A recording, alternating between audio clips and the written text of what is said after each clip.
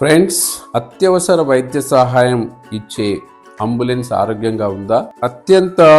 అత్యవసర పరిస్థితిలో ప్రజా ఆరోగ్యంకై మన రోడ్లపై పరుగులు పెట్టే అంబులెన్సు కలుషిత వాయువులు వెదజల్లకుండా ఏం చర్యలు తీసుకోవాలి?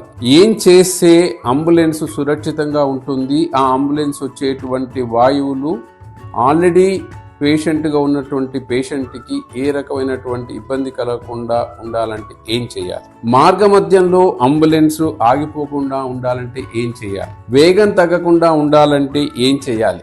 అంబులెన్స్ ఇంజన్ ఆరోగ్యంగా ఉండాలంటే ఏం చేయాలి?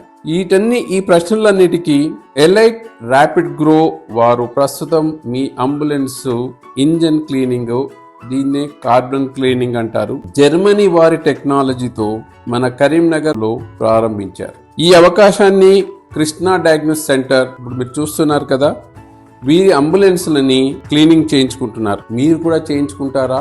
అయితే ఈ కింద ఉన్నటువంటి నెంబర్లకు ఫోన్ చేయండి. ఆ సేవలను మీరు కూడా ఉపయోగించుకోండి. Thank you. Welcome to elite carbon cleaning అన్న. ఇప్పుడు మనం వెహికల్స్ 4 వెహికల్ చేయించాం కదా. ఇప్పుడు మనం కార్బన్ క్లీనింగ్ చేయించిన తర్వాత ఎలా ఉంది, చేయకముందు ఎలా ఉంది, చేసిన తర్వాత ఇప్పుడు ఎలా ఉంది అన్న? చేయకముందు కొద్దిగా నార్మల్ డిస్టర్బెన్స్ ఉండే వెహికల్స్. ఓకే, ఇప్పుడు ఓకే. అన్ని 4 చేయించాము ఈరోజు మార్నింగ్ నుంచి ఇప్పుడు ఇవరి దాకా, ఆఫ్టర్నూన్ దాకా మన వర్క్ జరిగింది. వర్క్ జరిగినాక ట్రయల్ కూడా వేసామన్న. చాలా బాగుంది. కరీంనగర్ లో ఈ ఇప్పుడు జర్మన్ షేపు జర్మన్ టెక్నాలజీ వచ్చిన కాడ నుంచి చాలా బాగుందన్న. ఇది చిన్న 2 వీలర్ నుంచి పెద్ద వెహికల్ వరకు కూడా వేసుకోవచ్చు అన్న. మాకు 4 అంబులెన్స్ ఉన్నాయన్న. 4 అంబులెన్స్ కు సర్వీసింగ్ బాగుందన్న కరీంనగర్ లో.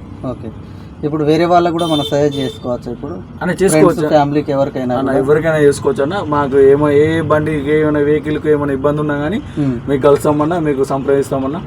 ఓకేనా? Okay, thank you.